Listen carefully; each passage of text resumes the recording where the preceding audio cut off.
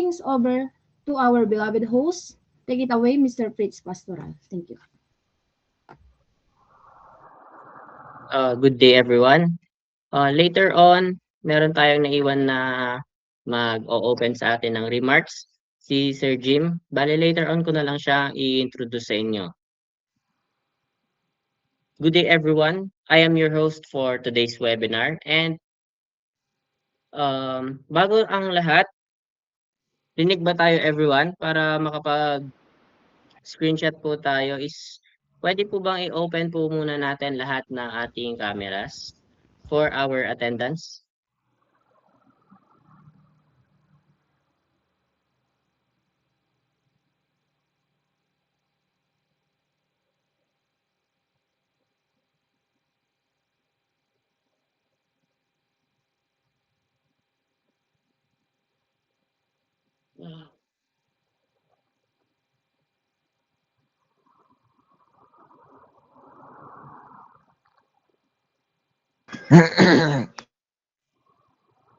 Good afternoon, Sir Jim. Are you okay na po na magsalita?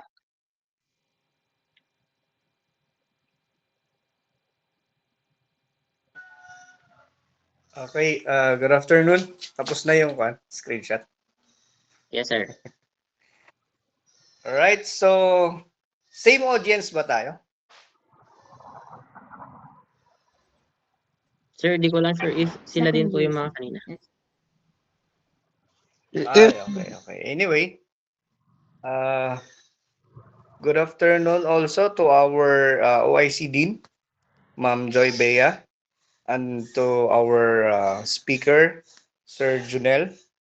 Good afternoon. Okay, so actually kanina ay generative AI, tapos another napaka-importanting topic na naman for today, which is the CloudWiser. Actually, parang gusto ko lang tapusin tong ni Sir eh. So, advancing sustainable cloud computing through green computing and cost optimization. Parang ako dito, interested ako dito. And I hope yung mga estudyante natin ay mag-focus sa seminar kasi ito yung trend ngayon. Ito yung trend ngayon, ngayong generation. Okay, so I hope you enjoy again for this second session of your seminar. And siguro bahala na si Sir Jonel. Welcome, Sir Jonel. Okay. Sige, I think that's all. Good luck, everyone, and enjoy the seminar. Last session na ba ito, Fritz? O meron pa susunod? Sir, yes, sir. Last na po to, sir. Last na, okay. Okay, so take it away, Sir Junel and the host. Thank you. Yes, sir. Thank you, sir. Sige, sir.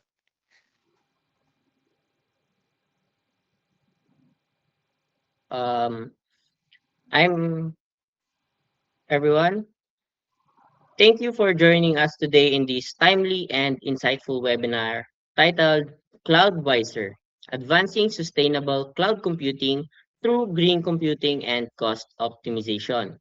I am your host for today's webinar, Kuya Fritz and Pastoral, and it's truly a pleasure to see participants na sobrang dami that eager to learn how technology, particularly cloud computing, can be a leverage not only for performance and scalability, but also for sustainability and efficiency. As organizations continue to rely on cloud services, it becomes increasingly important to understand how we can reduce environmental impact, optimization usage, and manage cost responsibility. And for today's session, aims to shed light on how the green computing practices and smart cost optimization strategies can help us build a more sustainable digital future without compromising innovation. We encourage everyone to stay engaged throughout the discussion And feel free to take notes and prepare yourself also for surprise questions because we are having a surprise question and we hope na makapag-take down notes kayo for the surprise. Your turn, Sir Michael. All right, thank you, Mr. Pastoral. Good afternoon, everyone. I'm Michelangelo Pasqua, and welcome to our webinar entitled Cloudwiser. Bago tayo magsimula guys, may konting katanungan lang tayo. Does anyone have an idea what our webinar is all about? Feel free to share sa ating chat box. Huwag mahihiya at let us know your thoughts.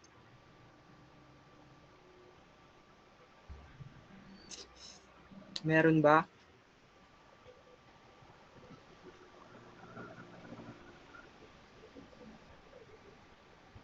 So, I think wala naman. After all, we are all here to learn or broaden our knowledge about cloud computing. Make sure you stay with us until the end because we will be having games later. At 10 sa ating participants ang mananalo ng 50 pesos worth of GCash. So, listen and stay active. Back to you, Mr. Pastoral. Thank you, Sir Michael. And to deepen our understanding for today's topic, we are fortunate to have a knowledgeable and experienced research person with us.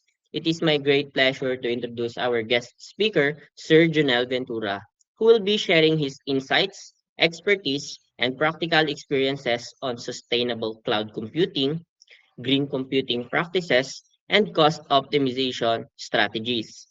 Let us all give our full attention and warm virtual welcome to Sir Junel Ventura.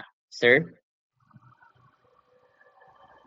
Ayan, good afternoon to everyone. May I just share my screen for a while? Just wait. I-share ko lang yung screen ko. Naririnig ba ako? May I know? Thumbs up Yes, lang sir. kung naririnig ako. Yes, sir. Ayan, naririnig ako. So, I'll just share my screen so that everybody can see what I will discuss for this afternoon. Okay, kita na ko yung ating screen. Kita na? Hindi pa. Yes, sir. Meron na. Yes, sir. Meron na yung ating screen. Okay. Opo, Yes, sir.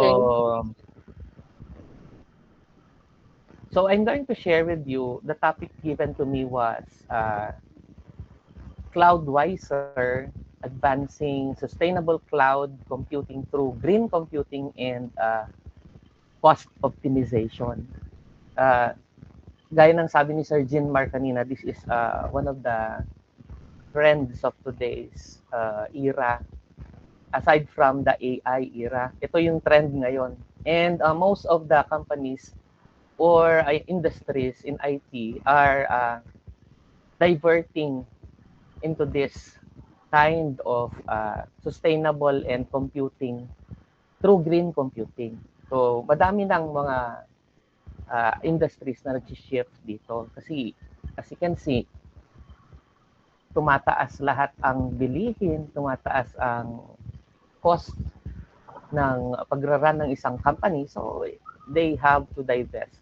They have to shift from this kind of computing. Okay, so as we begin this webinar, let me just give you a little backgrounder on what we are going to take up today. Today, we will be exploring how cloud computing, which is not only about performance and innovation, but also about responsibility, specifically sustainability and cost efficiency. And I will be having some kind of questions later, which will be introducing. And I hope this session will help you to understand how future IT professionals can make a smarter cloud decisions. Okay, so when we say cloud, we often imagine something abstract, mga servers floating somewhere in the internet. But in reality, these are cloud services that runs on massive data centers. These are filled with thousands of servers that consume a huge amount of electricity, much of which still comes from non-renewable energy. So gumagamit ng kuryente. So the big question is, how can we enjoy the power of closed computing while reducing the cost and environmental impact? Or anyone who would like to answer? Ulitin ko yung tanong. How can we enjoy the power of closed computing while reducing its cost and environmental impact? Meron ba? Just raise your hand if you would like to say something about the question. Wala. Reset kayo. May quiz daw kayo. Okay. Sige. Since wala namang nag-raise ng hand, okay, let me just continue. I'll be answering that question after. Okay. So within the duration of the webinar, masasagot yung tanong na yan, and you need to take down notes siguro para ma-answeran natin yung tanong na yan. And at the end, we will be having a clear mindset on what this is all about. Okay, so let me just share with you our objectives for this afternoon. Nakikita ba yung objectives na? Hindi pa. Parang hindi pa, no? Hindi yata nag-move yung screen ko. Di ba nag-move yung screen natin? Hindi, no? Wait lang. I-re-open ko lang. Oo nga. Hindi nag-open. Hindi siya nag-move. Hindi nag-move yung screen natin.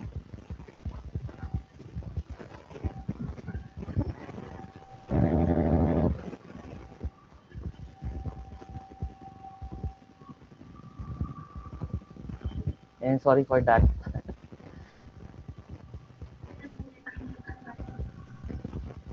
Okay, try nga natin kung nagmo-move na yung screen natin. Ayan, nagmo-move na siya.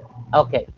So, let me just have this objectives that we had. Okay, itong objectives natin. At the end of the webinar, we will be identifying cost optimization strategies. We will also apply responsible cloud practices in IT projects that we will be building. Sooner, if you are building projects already, maybe we can use this knowledge integrated in our projects. Also, we will be reflecting on ethical and environmental impact of our decisions or IT decisions. And last but not the least, we will explain green cloud computing concepts. Okay. So,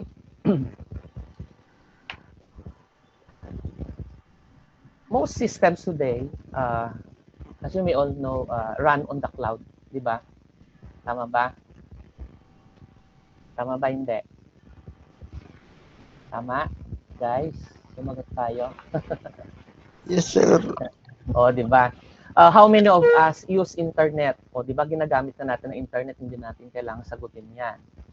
Because, sino yung mga gumagamit ng TikTok, email, or Google Drive? Di ba lahat tayo, no? Yes? O, sige. Lahat ng yan ay yung tinatawag nating gamit or cloud computing. Today we won't talk about the cloud in a very technical way. Instead we will talk about how it affects the environment, how it affects money and cost, and your role will be as future IT professionals. Okay. On our first, we should be able to explain green computing in our own words later. Tatanungin ko kayo. Second, we'll be able to identify ways to reduce cloud costs, as I was saying a while back. Third, will apply responsible cloud practices, even as a student pa lang. And then lastly, we should be able to reflect on the ethical and environmental impact of IT decisions. Can you notice something that are important in our slide a while back, yung ating objectives? These are not just technical skills. These are professional and ethical skills that we need to have as students. Okay. Why this matters to a student like us? Bakit nagmamatter ba ito sa atin? Importante ba ito? Okay, as many of us are training to become junior developers, system administrators, or cloud or DevOps engineers, programmers. Your companies are not only looking for people who can deploy systems, but people who can understand efficiency, sustainability, and cost awareness. In a way,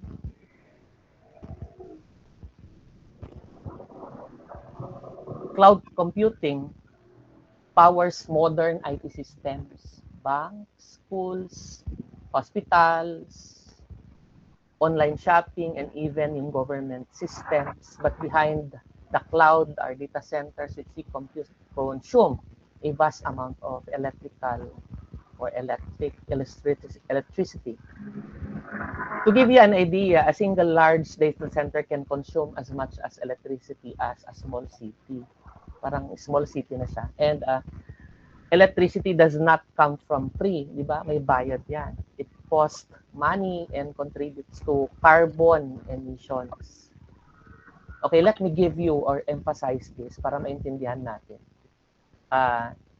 You imagine a shopping mall that never closes. Di ba? Yung shopping mall na yon, the lights are never turned off.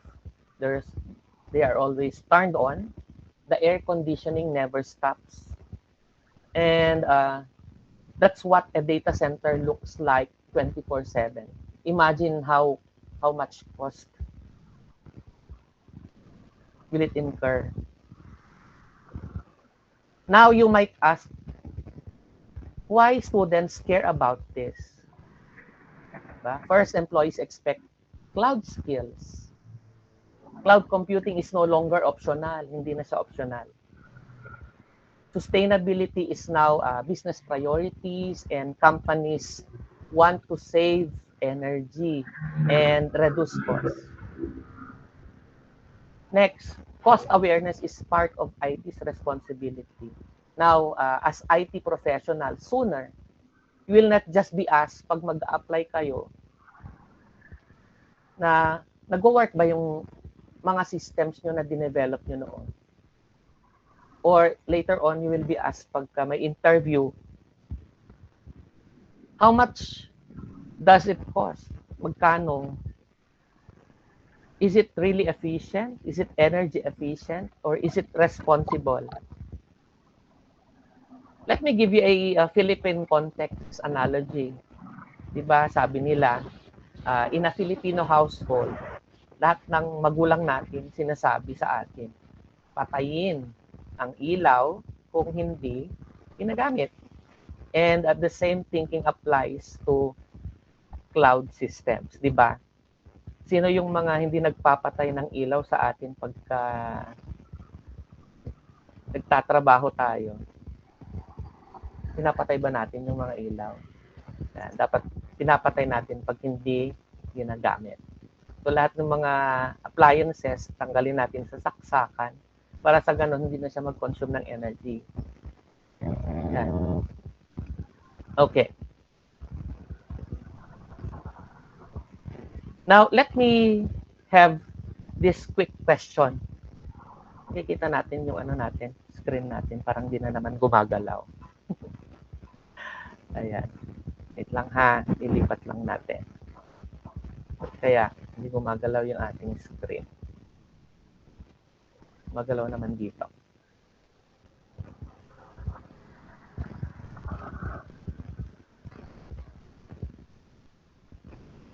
Asar tong ano natin, presenter natin.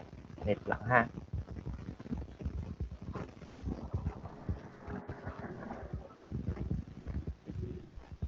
Ayan.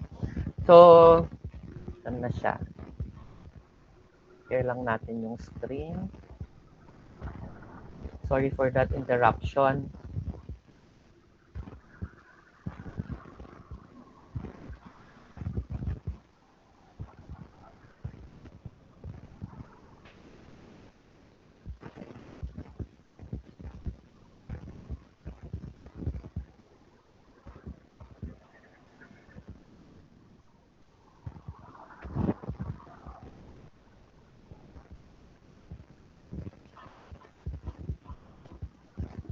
Okay, so let me give you this question as an icebreaker. Okay. Who has used AWS? Sino sa atin ang may AWS? Pakitaas ang kamay, mag-thumbs up. Ginagamit ang Azure, ang Google Cloud before. Sino sa atin ang gumagamit ng mga yan? Na tayo gumagamit. Pinag-aaralan pa lang ng iba yung master sir. Pinag-aaralan pa lang ng iba. Iba daw. Okay. Hindi. Yeah, so nag-thumbs up, may mga nag-thumbs up, madami nag-thumbs up. So ibig sabihin, pinag-aaralan nila, pinag-aaralan pa rin nila hanggang ngayon. Yan, mga yan. Pero yung iba, ginagamit na nila. Pero ginagamit na natin yung mga yan in our own little ways. Okay. Okay. Now, let me pause this question. Ano ba ang green cloud computing? Yan. So, it says there that green cloud computing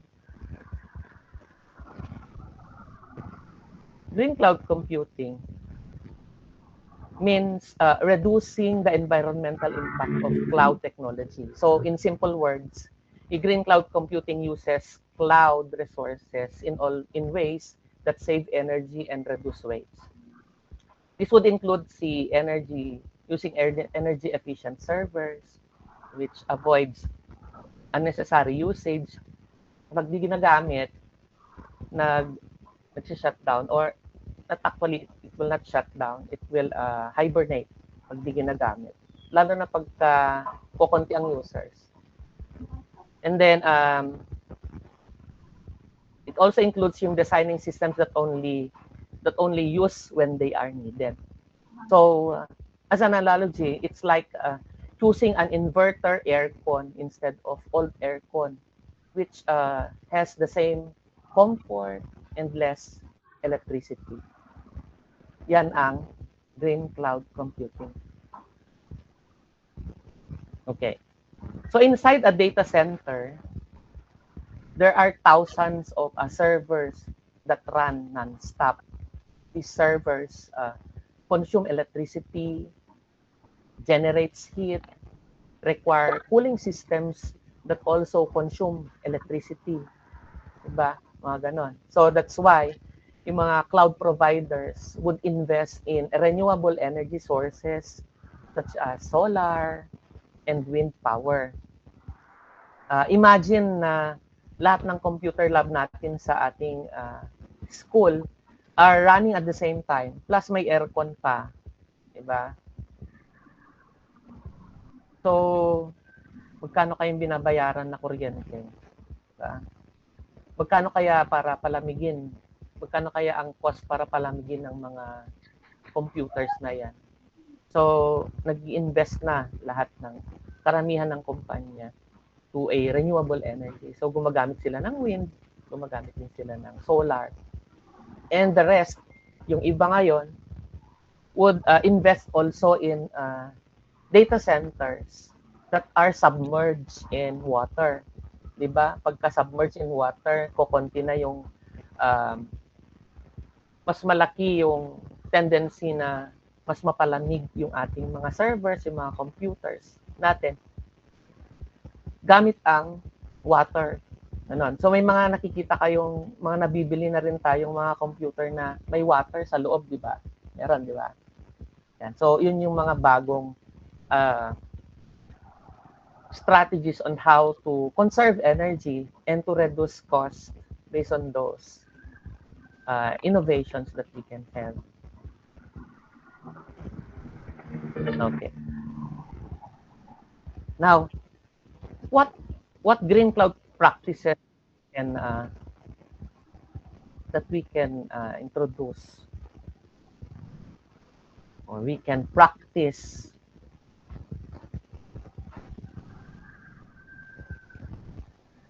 now?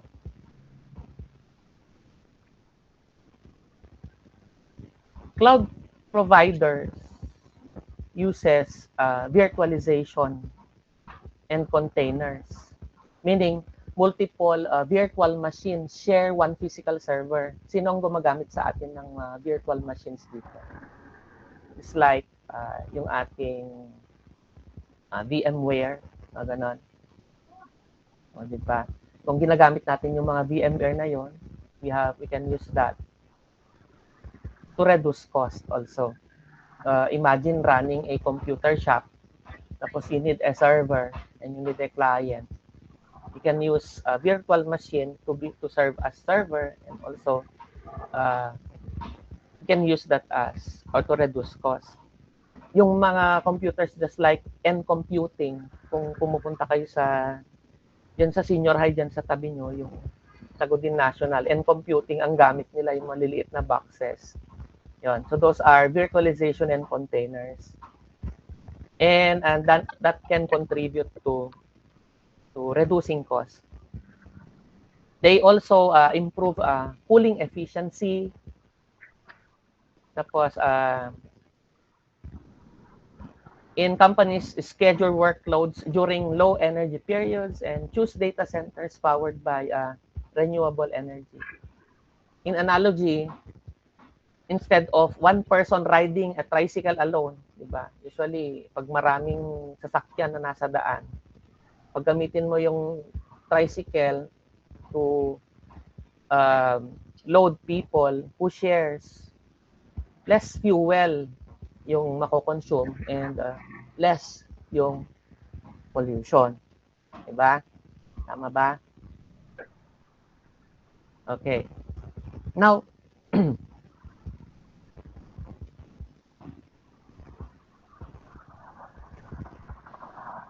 I will pose a question. May mga gusto magsagot nito, tignan natin kung gusto niyang sagutin. And would like to answer this. You may just chat down your answers in the chat box. Okay. Tanong. Do you think about energy cost or cost when you are building system? Naiisip nyo ba pag nagbi-build kayo ng system na ini-integrate yung cost? Okay, may just type down your answers. I'll give you siguro mga 2 minutes. Sige, and then we will be reading the questions, the answers. Anyone would like to chat their answers on the question? Do you think about energy or cost when building your systems? Niisip nyo ba? O kaya nag-introduce na lang kayo ng masyadong ma-consume na web. Kung web developer kayo, ang daming mga images na nilo-load, gano'n. Masyadong madaming mga icons, so simple lang. Do you even think of that? Na pagka naglo-load yung web page natin, diba, it consumes memory. If there are many things to load, yung mga yon. Do you think of that when you build systems? Or yung mga nagbi-build ng database, diba? Instead of normalizing the database, ginagamit nila yung buong table, diba? Hindi nila nino-normalize yung table nila. And as well as if they access data, gamit nila yung buong database, hindi na normalize na table to access the data, and that contributes to cost. O, sino sa atin? Naiisip ba natin yan? Yun yung silbi ng mga inaaral natin yung mga database system normalization process, and then building a simple web. Diba? Sabi ni Fritz, yes sir, cost daw for the domain payments and others. Ayan. Another, sino pa ang gustong sumagot? Naisip nyo ba yon, students? Na minsan naisip nyo na yung mga yon about cost of our system or the developed system. Kung sinabi mo IoT na o nag-IoT ka tapos gumagamit ka naman ng current, di ba? So that would contribute to cost. So that maging ano siya, sustainable siya, gumagamit tayo ng solar energy. So, ganun. Diba? Other students who would like to answer?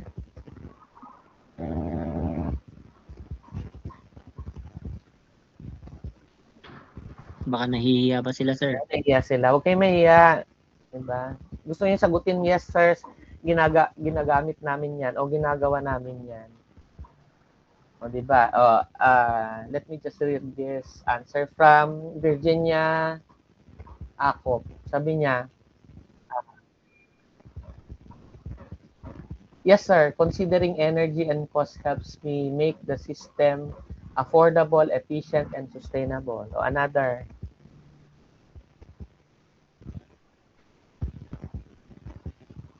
Di ba sa ating mga systems, bibigyan ko kayo ng sample. Di ba sa ating systems, ini-integrate natin yung cost benefit analysis. Usually, ini-integrate yan doon sa ating discussions. May CBA, kung ito yung ginasto mo, ilang taon mo bago mo mabawi yung ginasto mo. Tapos, and one factor that you place there is on cost. Energy cost. Ilang watts yung gagamitin mong current, mga ganon. Ilan yung requirement for printing, mga ganyan. Ano pa? Gaano kalaki yung piniprint mo na report, o mga ganon, nakalagay doon. Kung makakonsume ka ng isang rim, magkano yon? And then, that you compute that for 5 years, and then you come up with a cost. Then after which, how many years will you get it back as a form of an ROI from your system? Kung nilalagay yun sa system, ewan ko lang kung meron sa inyo yon. In our systems before, nung nasa UC kami, nilalagay namin yon, yung CBA, yung cost benefit analysis. So that, to see to it that our systems are not only efficient, but also cost effective and energy efficient. Yon, yung nilalagay natin sa ating mga systems. Do we have that? Kasi kung wala, siguro it's high time for us to think of that. Kasi, as you can see, diba? Yon, para makatipid tayo. Also, when I was working in Manila, to share with you, I was working in Manila as a junior systems analyst before. Yan, tinitignan nila yung mga yan, yung mga engineers namin, software engineers namin. They look at the efficiency cost, yung energy cost, and many others. Sa planning pa lang, dinidiscuss nila yan. Ayan. So, therefore, wala nang sumagot. Sabi niya dito, no sir daw. Pero I apply sa susunod na web system. Ayan, so buti naman at merong nakaisip na pagka meron ka, yan, consumption daw, i-apply niya daw sa susunod na web system niya. O dapat ilagay natin yan. And then, the cost of data usage and storage consumption. Okay, sige. Ayan. So, I hope we will think of that sooner when we will be building our own systems. So, that will be a learning for us na isipin ang impact ng system sa atin. Or the impact of the system into where we are going to work on later. Okay.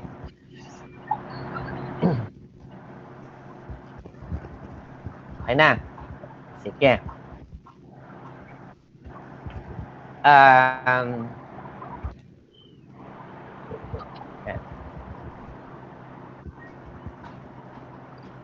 In our next slide, sa next slide natin, the cloud services Diba? Follow pay as you go. Naka-on ng ating microphone. Paki-off ko lang.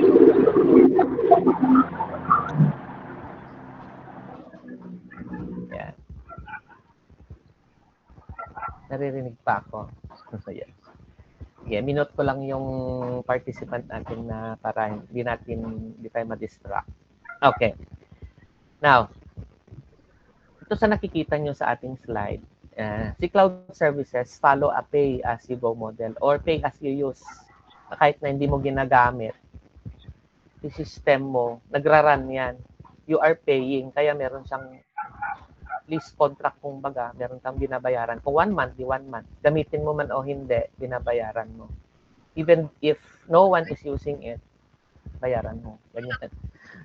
Yan. So this leads to a billing shock. Halimbawa, nasa-shock kayo kasi yung cost, ang taas-taas. Kasi nga, di ba, 24/7. Ito rin yung problema ng mga companies. Okay? Where companies are surprised by huge cloud bills. Para bagang you are leaving your mobile data na naka-on overnight. O di ba? Nagko-consume pa rin ng data without you noticing it. Yan. Diyan na pumapasok yung tinatawag nating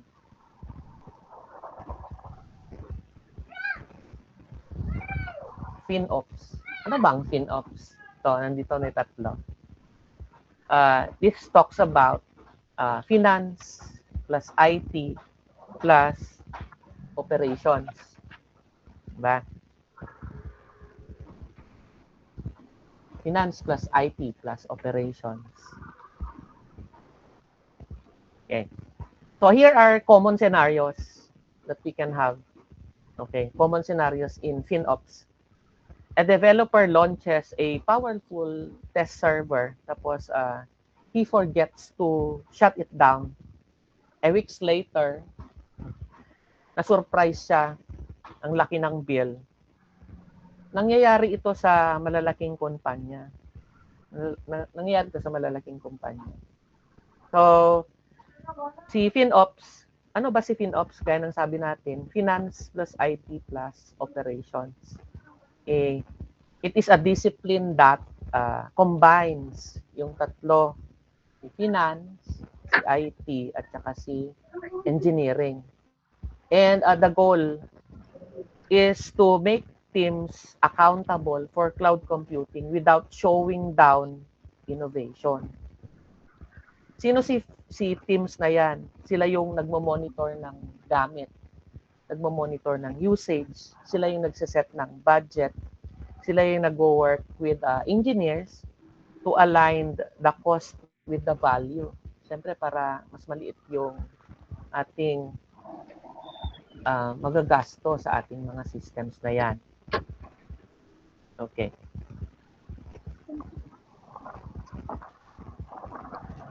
Now, here are must-know strategies for us BSIT students.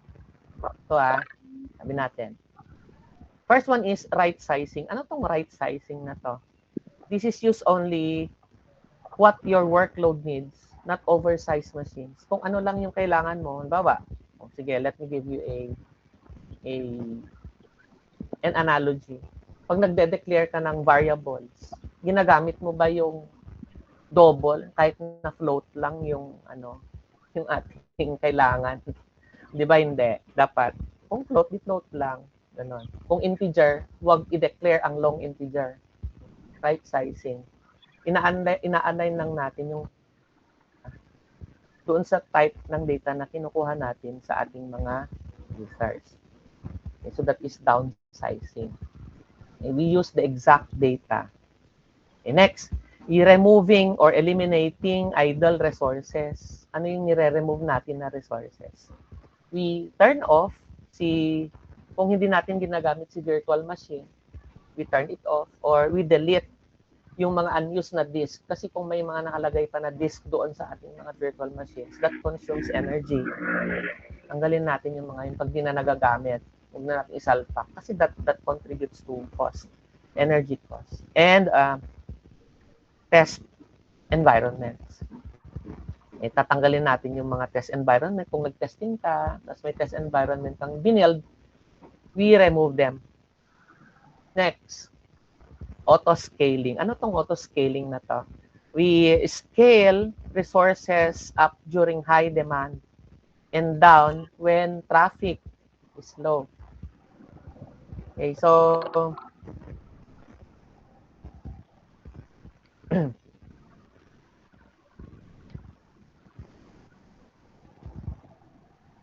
with this can contribute also to tinatawag natin reducing the cost, or we optimize the cost. And this is a strategy that we should practice at school. Okay, next yung ating, and last yung ating budgeting and alerts. Okay, so we set a spending alert for so surprises will not happen. Kung halimbawa, minomonitor natin yung ating energy consumption. So, ilang watts ba? Pwede naman kasi i-compute kung magkano yung mako-consume natin using yung wattage ng mga gamit na tina-turn on natin. O gaya na lang yung pag-turn on ng aircon natin. Halimbawa, we only set kung malamig sa umaga, ba?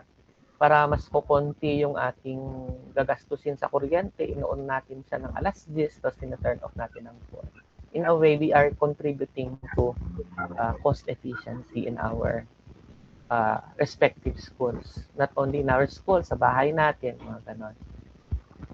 Then later on, when we practice that in our homes, we can also practice that in the industry where we are supposed to work. Diba? Mas maganda yung ganon. Ribaga siguro ti kabalay mo na alas 5 pa lang ka ang ka nag-turn on ti street light mo. Tapos i-turn on mo tila sa so pwede may sa oras. Take note na pag naipon yan, small amounts that can have a huge amount. Diba? Ganon. So that is contributing to cost optimization, and that is one strategy that we can have. Okay. So, for us in IT teams, yung mga engineers natin, halimbawa, sa schools natin, we practice cleaning up yung mga idle resources natin. So, we implement yung mga tagging policies natin, o binomonitor natin yung mga dashboards natin, o nag-rise up ba or nag-tone down yung ating mga dashboards. O, di ba? Mas maganda siguro kung gano'n. Okay. Kaya mag-alala kasi 1 hour lang tayo, guys. hindi ko patatagalin to. Okay, now, I'll give you a scenario na natin to para hindi lang akong nagsasalita. We call the activity fix the cloud bill. Yan.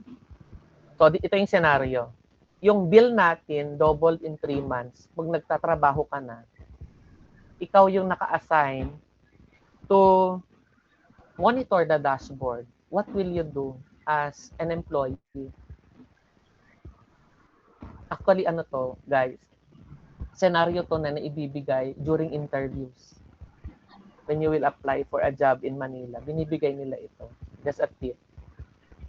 Scenario to. So, ang mini-measure nila dito is yung decision making mo as a student or as an applicant. So anyone who would like to answer the question. What will you do if you are assigned to monitor the dashboards? Tapos, you have seen that your cloud bill has doubled in 3 months. Diba pay as you go yun? So, kung ginagamit mo, nagbibill siya. Ayun. Pag hindi mo ginagamit, nagbabayad ka pa din kasi may minimal amount of money that you pay. So, what will you do, guys? Anyone? O, Fritz, sagutin mo. Sir, nasa comment sila, sir.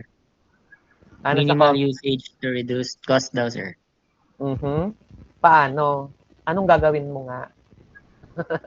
Bilang isang empleyado, ikaw yung naka-assign doon. How will you explain that to your boss?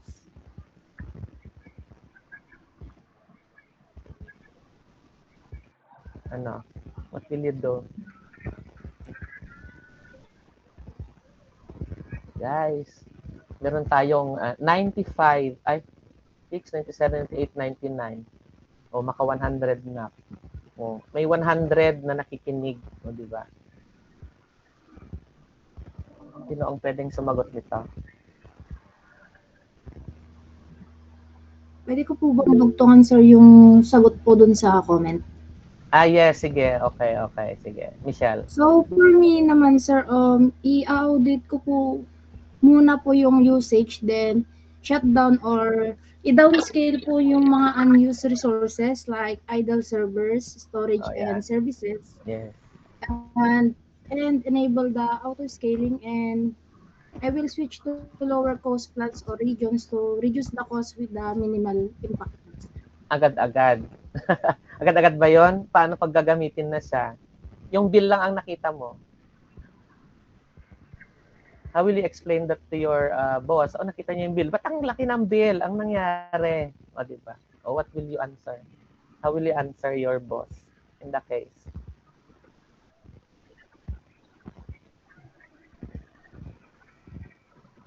O, anyone?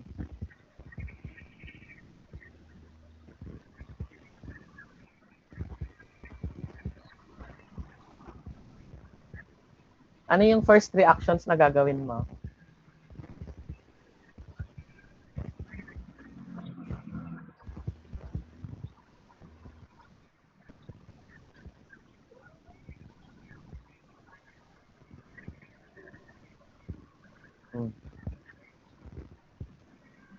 Iwanan. Turog dansan. Okay, anyway, tama naman yung sinabi mo. Ayan, so tama siya. So, yung kasi 'di ba every server you need to shut down the server which are not used. And then how will you explain that to your boss? Siyempre, you need to talk to your boss and explain every detail this has happened. Honesty nga is the best policy. Be honest lang sa boss mo that next time this will not happen, boss. Tumaas ang bill natin dahil ganito, nakaligtaan yung ganito, nakaligtaan yung ganyan. And we need a chance for us to improve ourselves. Next time this will not happen again. So this speaks on our responsibility as managers of these resources in our company. You talk it over to your boss. Yan. On a coffee, sabi nga nila, the best daw to talk to your boss regarding issues is to talk it over by a cup of coffee. O, di ba? Ayan, so that's a learning for you. Ganon. So, talk it over. O, in a real life situation, halimbawa, sa bahay nyo, tumaas ang bill nyo sa kaka-computer. O, di ba? Paano mo i-explain? Ang taas ng kuryente natin. Sasabihin ng nanay at tatay mo. Anong gagawin mo? Bilang anak, anong gagawin? That's an analogy, di ba? So, kausapin natin ang ating mga magulang na next time, bawas-bawasan na natin yung paglalaro ng computer o yung bawas-bawasan natin yung pa-consume ng energy sa ating bahay. That is also applicable. Take note that what we do at home is also what we do in our places or in our working places. Okay? Okay ba? Ox ba? Students? Yan. Yes, sir. So, may natututuhan ba tayo? Di ba? Sige. Next. Yan. So, let's go out with that scenario. Now, punta na tayo sa breakthrough topic number 3 on balancing. Paano natin ibabalance yung sustainability and efficiency? Di ba? So, paano? Take note. That sustainability and efficiency are not opposite. Take note of this. Hindi sila opposite. Pag nagre-reduce ka ng waste, syempre, you lower yung cost. You also reduce energy consumption. You also improve yung system efficiency. Diba? And then, sa smart cloud naman, smart cloud management balances naman si performance, si availability, si cost, at saka si environmental impact. Ano? Diba?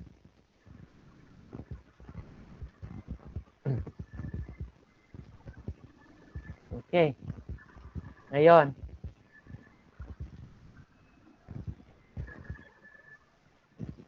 and take note, sa industry reality, maraming organizations na they are used to over provision servers.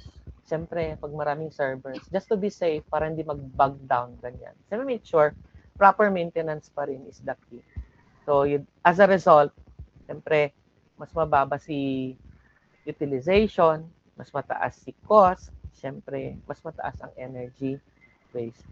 Then, paano natin ipapasok si FinOps dito and green initiatives? Our company will be shifted to, siyempre, mag-auto scale siya. We monitor always, and we use smarter architecture which are commonly used nowadays. Take note na pag nag-shift kayo sa mga infrastructure na yan, nakaka-lower ng cost. Gaya nung sinasabi ko kanina, that there are servers which has water for cooling, hindi na siya fan. Ayan. So we use those as siyempre water yon, mga water siya. Pero yung water na hindi yung kinukuha sa sa bombahan. Kinukuha sa bombahan, yung specialized water yon. Pero in a way mas mura siya in comparison to yung gumagamit ka ng mga malalaking fans or cooling and aircon systems. Diba? Kahit siguro walang aircon yung room, server room natin kung meron tayong mga ganong klase. Better yung utilization natin ng resources. Diba? Diba, students? Oh. Now, again, let's sum it up. Sum na tayo, sum it up na daw. Sabi ni Sir. Okay. Sinabi ko na pala yung kanina, Lepata.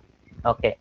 Now, what is the relevance? Anong career relevance ng pag-discuss ng topic na to for us? Okay. Anong relevance kaya sa atin tong mga, or I will ask the question, with one habit will I change after today? Okay, so after this webinar, what is the one habit that you will start when deploying systems later on, which is related to cost, monitoring, and sustainability? Anong actionable practice ang i-implement natin? Una, siguro, we are going to shut down yung mga unused resources, di ba? As a cloud engineer, as a DevOps engineer, as a systems administrator, we always shut down yung mga unused resources, di ba? We always tag our resources. And then we always think about efficiency. Okay. So, I will leave you this question. What one habit will you start after this webinar? Ano kaya ang habit with the things that we had discussed? Ano kayang habit ang babaguhin natin? If we are in school, anong habit ang babaguhin natin? Okay? Take note that being cloud-wise mean thinking beyond performance. We consider cost and we respect the environment. And that would be all. Sinabi nyo kasi 1 hour lang. Nabaan ko na, no? Okay lang. I hope you have learned something for today, and I hope you've learned something based on my sharings. Don't worry, I'll be sharing the PowerPoint to Fritz and he will be the one to distribute it to you. So, yan, yung ating tanong. Okay, so may nabasa ko dito daw, magtipid at magplano. Okay, planning and yan, sabi niya, tipid daw, maging matipid. Okay. So that ends my presentation. Good day, and I hope you have learned something. Thank you, and I hope this session shapes us not only how you will build your systems, but how you think as future IT professionals in the near future. Siyempre, we have our future. I hope you learned something. Thank you. Thank For you, sir. listening. Thank Thank you, you. sir. Any questions? Thank you, Are sir. questions? May mga tanong tayo, pwede tayong mag-post ng questions para masagot. Kung sakali, you may just type your questions Thank you, in sir. our chat box. Wala bang question? Thank you for that wonderful presentation po. And I would like to take it over to Miss Raras for our games. O may game pa pala. Sige, i-unshare ko lang yung ating. Before we proceed the games, is there any additional questions po or clarifications May questions kayo, mag-question. about the topic?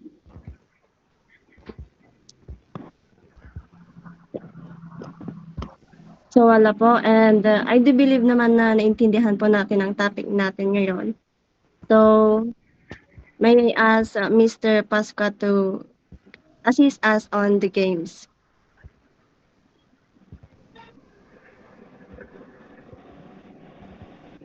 Alright, we are on exciting part na. Ready na ba lang lahat para manalo? Oo naman. Yes, sir.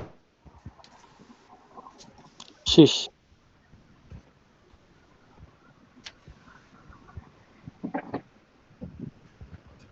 TPT. As we mentioned earlier, we will be choosing 10 lucky winner and each winner will receive 50 pesos worth of GCash. Our games for today is called Guess the Emoji. So, here are our mechanics. First, magbibilang ako ng hanggang 3, then isi-show namin yung slides. Paunahan na lang kayo sa chat box. Friendly reminder, be respectful po sa chat box.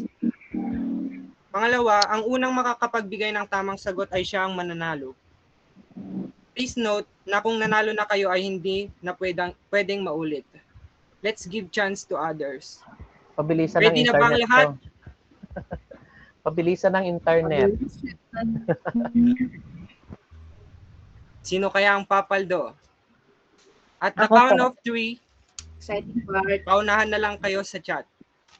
1, 2, 3. Okay, may nanalo na po. Cloud computing. Cloud.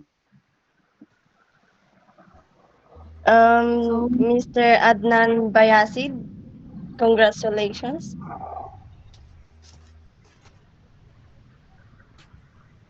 Congratulations, Mr. Adnan Bayasi. Wala pang 2 seconds, may nanalo na. Opo, sir. Ang bibilis Sir, pa kaya, sir. Typing order, sir. At the count of 3, Okay. papakita na namin yung next question. 1, 2, 3.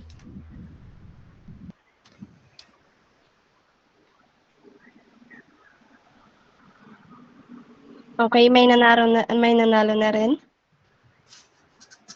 Sobrang bilis.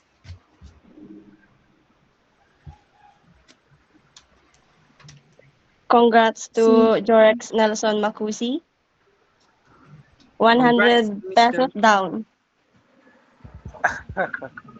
No. Binigay mo yata kay Hindi, Makusi hindi. yung Hindi kwan eh. pwede yan. Hindi pwede yan. Hindi pwede yan. Disqualified ba? Disqualified ba? Okay. Qualified po. So, Okay, then, Nakasali. disqualified ka no di ado kwartanan kung nadamet. sunan, tama ka naman. Tama ka na, Jorex. Next Ano, question. bigyan na lang. 1, 2, 3.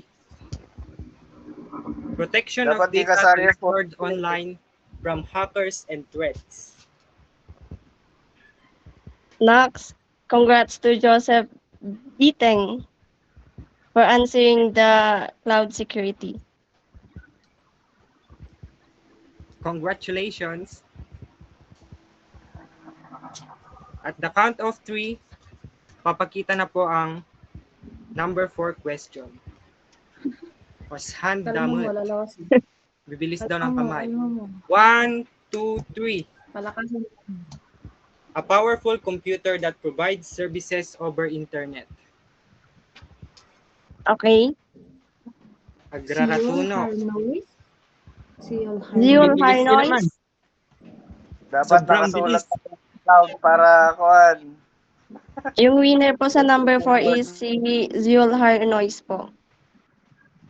Congratulations. Congratulations. Ready na ba? 1, 2, 3, go. Studying and analyzing data stored in the cloud. Last na ba to? Di pa talunay po. Hindi pa po, sir. Oops, wala pang Baka gusto nakuha mong ang tamang dagdagan, sagot. sir. Maala. Okay, may nanalo na po. The Cloud Analytics. Miss Angeline Laurena. Ay, kala ko. Isulat nyo na yung cloud. Cloud. Nasagot na po yung number 5, sir. Type na agad yung cloud. Ready for the next question and emojis. 1, 2, 3. Ano kaya to? Cloud utak? Smart technology that helps Cloud system utak ba think yan? and learn online. Guys, smart May technology that nakasagot na din ng tama sa number 6, the Cloud Intelligence. Mr. Jayem? Game Ortiz? Ortiz. Giant. Si Mr. Cloud Ortiz. Intelligence. Nako. Ready for the next emoji. 1, 2, 3. Oh, ano yan? Cloud cage? Cloud earth? Okay, may nakasagot na rin. Si Miss Luisa Maala. Cloud Lisa. Network Daming is the correct keyboard answer. warriors, Congratulations. Paldo. Paldong paldo. Ready for the next question. 1, 2, 3. Cloud Dapat madikon. Pinaspas gamin. okay, number 8 is already answered. The answer is cloud services. Cloud settings ko na modern. Cloud service. Meron na lang 2 natitirang questions.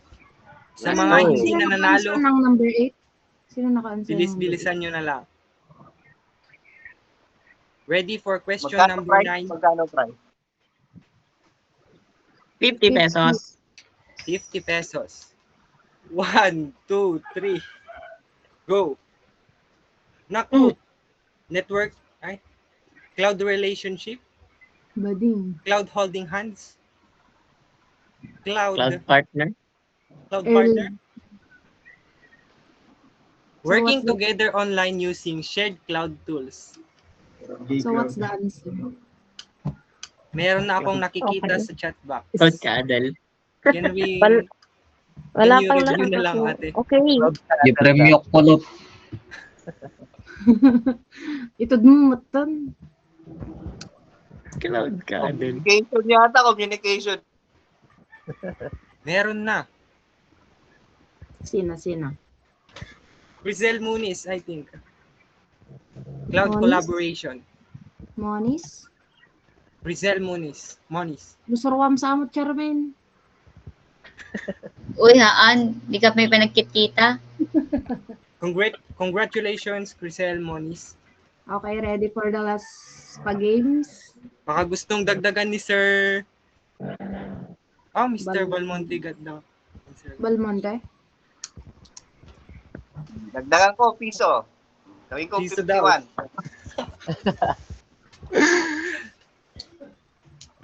Pakibilis-bilisan ang pag-type.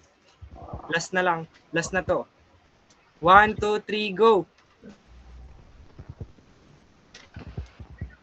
Cloud Yan. Files? Naku, ang dali ng May, number 10. Cloud Files? okay, may nanalo na po sa number 10. Sina? Cloud Flies is the answer. Sige, sina? Kitari? Kitari? Miss Kitari or Mr. Kitari? Mr. Kitari. Mr. Kitari. Congratulations for every winner. Cloud flight nga lang ako mo tinangabak. Cloud flies. Kung gusto nyong manalo, meron pang mga webinar sa susunod. Humingi kayo doon.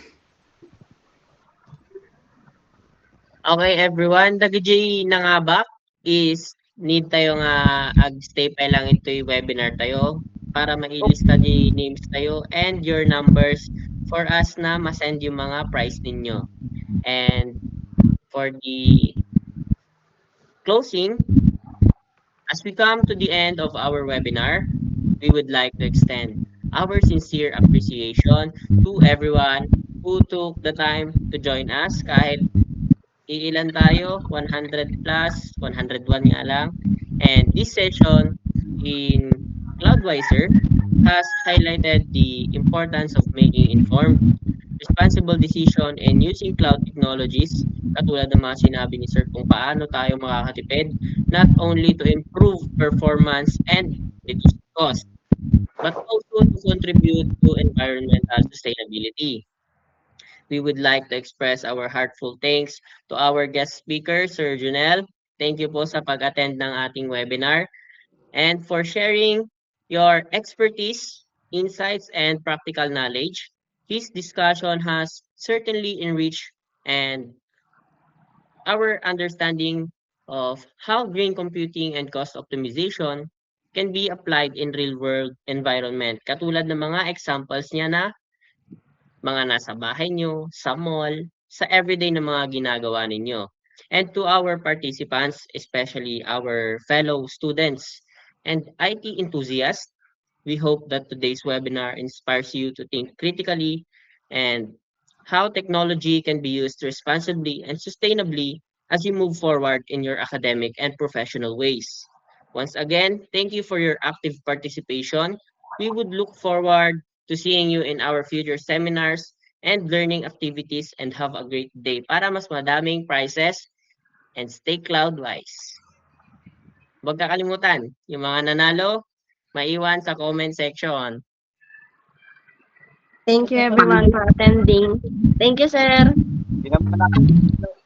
Thank you, everyone. Thank you din, Niga. Mar. Disqualified Paldukit. ni George Nelson Niga. Maputo. Paano yung Disqualified certificate? Paldo, Kitari. Ay, oh, sorry. Mga nanalo, magpasamgi naman kayo.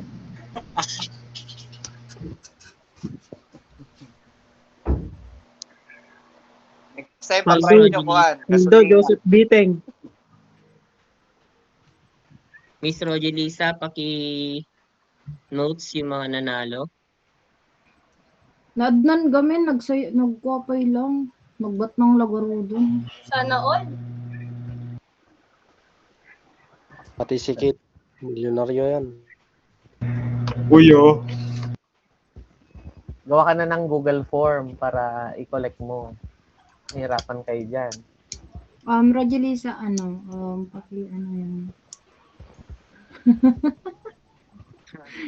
Pakisend. Marex, give up ka na daw. Give up na yung mo, pagbanda daw mo. No. Pwede pa pakisend yung mga number po ng GCash and name po para doon po isi-send yung mga 50 pesos po ninyo.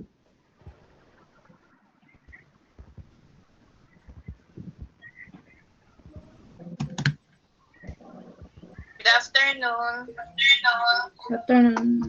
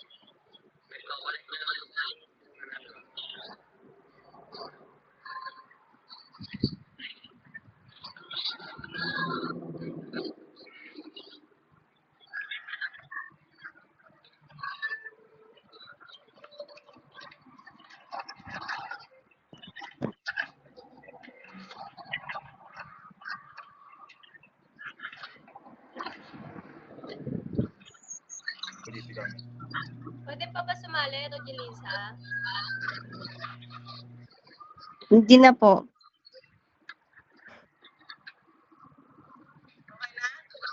Okay, pwede na pong mag-leave yung mga participants po natin. Thank you for attending po. Thank you po. Thank you so much, sir. Thank you again, sir. Thank you. Thank you, Hello, sir. Thank class. you for your time, sir. Thank you, Jesus. Thank you, sir.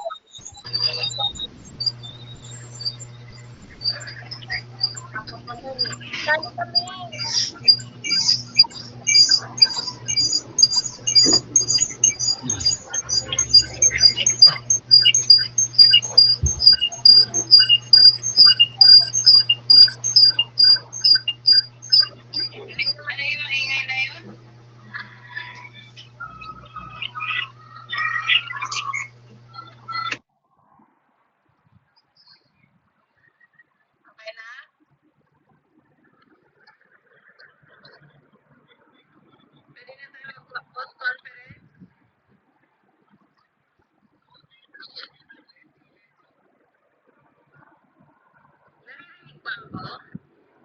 Fritz, tan lang dyan nangabakan mo inay-nayon ni Joshua Paul kini Sige lang, i-notes mo lang. I-send mo kanya later on. on. Sige. Thank you, sir, Thank you po, for this sir. webinar po. Pwede na kaming mag-leave, sir. Okay, sige. Okay na. Thank you again, Thank you sir. po. Thank you, sir. Thank you, sir. Thank you, sir.